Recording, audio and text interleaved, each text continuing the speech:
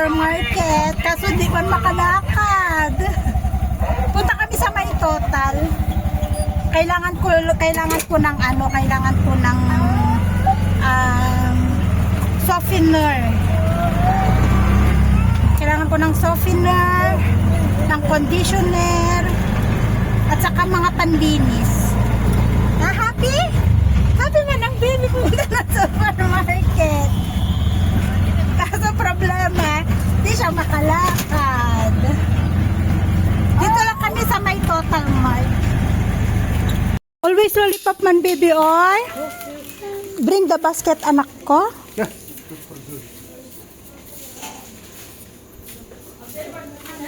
Pagpasok, lollipop agad.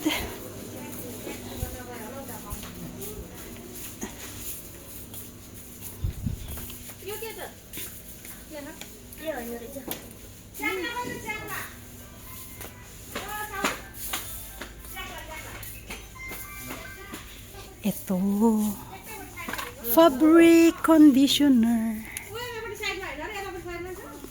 May free siya na maliit. Yan, kailangan ko kasi araw-araw ko naglalaba, lalo uniform ni Asher.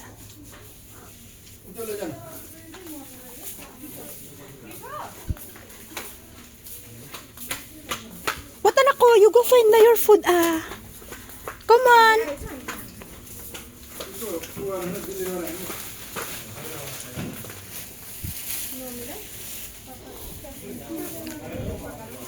XL. What? Chapal again. XL. 1, 2. You go find your food, ah. 3.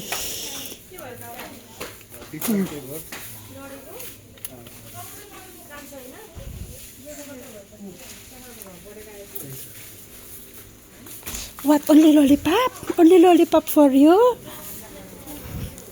Hindi kawawa naman yung bata, hindi makalakad.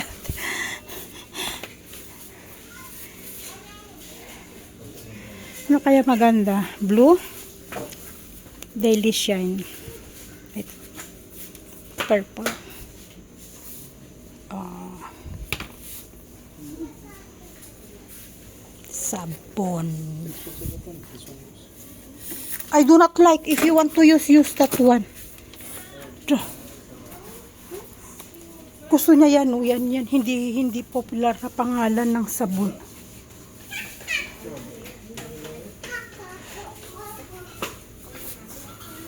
Okay. Pagkain na ng mga bata.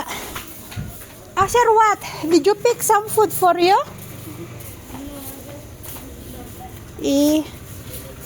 Magdampot ka dyan at mamunguha lang ako ng ano. Ay, spicy man. Pangbaon ni Asher. Nako, iba tong brand nila. Ayun. Bakit ba't single? Single pack naman.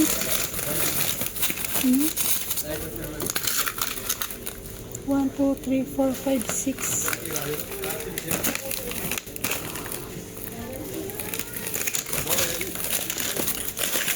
Ito.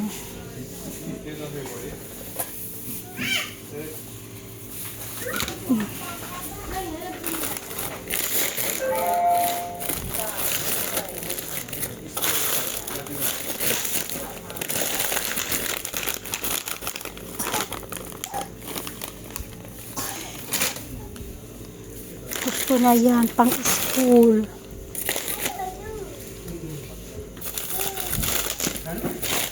Saka yung wala silang chicken rings. What anak ko? Yes.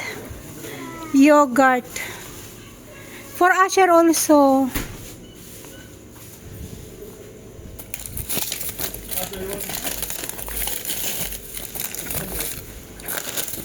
Walang chicken nuggets.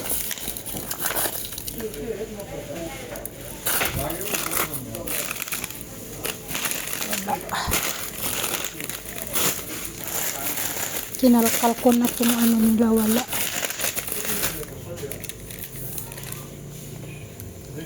Do you want this one? Ayan, juice ng mga bata. Guys, ito na lahat ang ating bigas, guys. Oh, kapapasok lang. Bali 3 araw na na binilad nung nagpa-treasure kahapon at saka ngayon maghapon. So yan na yung bigas natin. Ngayon, sabi ko kay Asis, bakit siya nagsunog na? My God. Meron pa kaming i-harvest na palay. Yung iba na harvest ko dito sa gilid. Pero mayroon pa kaming palay dun, oh. May mga palay dun sa gilid-gilid na hindi nakuha ng harvester. Papa! Why you burn? We still have rice there, on the sides.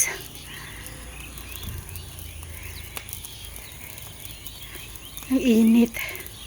Tapos nagsunog na si Asis. Diyos ko. Na-harvest ko nung nakaraan yung sa gilid dito. Dito. Na-harvest ko nung nakaraan. Yung dito lang na gilid papunta doon sa dulo. Yun ang hindi ko na-harvest kasi sobrang init, guys.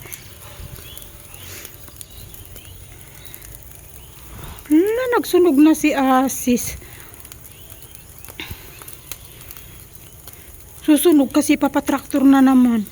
Kasi dito na traktor na tong kabila tong tabi namin na traktor na. Pinatraktor nung kahapon yata.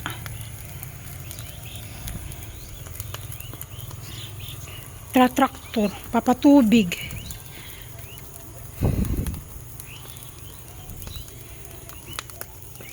O tignan nyo yan, usong-uso ang sunog dito sa amin. Ano talaga siya, parang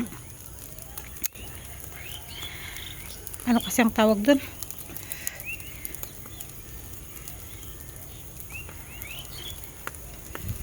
Parang kataltalunan. Bukirin. Kasi sa Isabela, nung nasa Isabela pa ako, nagsusunog din naman ng ganito pero malayo sa kabahayan ba? 'Di ba sa Isabela may rice field talaga na malayo talaga sa kabayanan, malayo sa mga tao. Malayo sa kabahayan pala. Dito kasi talagang likod ng bahay. Ang daming mga bahay na nakapaligid.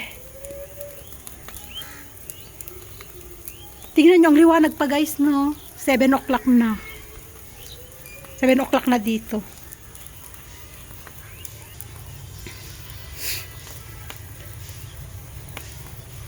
May harvest.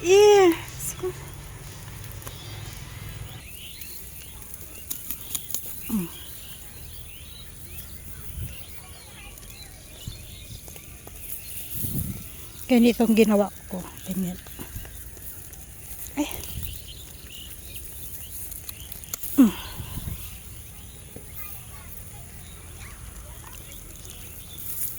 Saglit nga, guys. Yan lang yung nakolekta ko, guys, oh. Mainit. At saka ito nung nakaraan, binilad ko din. Kaya kailangan wagwagin yan para makuha yung palay. Ito, mamasa-masa. Mamasa-masa pa. Kailangan ibilad natin yan bukas. Ang kati. Sabi ni Asis, tama na. Bukas siya daw ang magkakat. Kasi kailangan niya ng sunugin yun, oh. Para matapos na. Last na pala yan, eh. Last na apo. Wala na.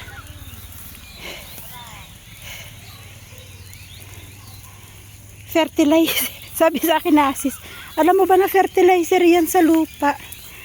Oo naman, fertilizer talaga yan sa lupa. Ang liwanag pa dito sa amin, no? Kahit alas 7, no? Mga 7:15, siguro magsi 7:30 na. Tingnan nyo naman ang itsura ko, guys. Tingnan nyo ang itsura ko, ang pawis ko. Tagaktak ang pawis. Sobrang tagaktak ang pawis, oh. Feeling ko lang nasa Ilagan lang, Isabela ako. Feeling nasa Pilipinas lang ako, nasa may bukirin ako, tapos may sunog-sunog na ganyan. Kita na yung malaking tiyan ni Asis. Sabi sa akin ni Asis, lumiit na daw ng konti yung tiyan niya. Do you think, Papa? You feel? Your stomach becomes smaller? You feel? Nothing. Small na. Kasi hindi siya kumakain sa gabi. Minsan roti lang ang kinakain niya. Minsan hindi na rin siya kumakain. Halimbawa, yung umuwi siya dito ng bandang alas 5, tapos nag-uwi siya ng may pagkain, tapos sa gabi hindi na rin siya kumakain. Gumagaya na rin siya sa akin. Hindi na rin kumakain sa gabi. Sabi niya, feeling daw niya, lumiit na daw yung kanyang tiyan. Oh, look at me! Look at my face! I think you can spray all the side for it. Yes. Down. Ama, take the grass. Yun. Pagkain ng kambing. I'm like, sorry. You remove pa padaan na. Ipapatabas ko yung sugar cane. Huh? You remove all, you don't uproot the sugar cane ha. Yung ano ko, pumasok sa mata. You just only trim the sugar cane but don't uproot. Papatabas ko sugar cane kasi ang taas niya oh. Natatabunan yung aking natatabunan yung aking avocado. May 2 puno ng avocado doon sa katabi ng aking kalamansi. Natatabunan dahil sa sugar cane na yan. Maliligo. Magpahinga lang ako ng konti guys, tapos maliligo na ako. Napaliguan ko na yung 2 bata. Habang naghahakot kanina ng palay, sabi ko, Asher, maligo ka na. Kasi after nyo, kami naman ang maliligo. Kasi kati talaga ng katay. Ang kati talaga ng palay. Guys, tingnan nyo. Kailangan ko ng ointment. Kailangan ko ng ointment para sa aking allergy. Kasi allergy to sa palay. Hindi sa allergy sa kung ano. So yun lang guys. 7:30 na dito pero maliwanag pa. See you in our next vlog.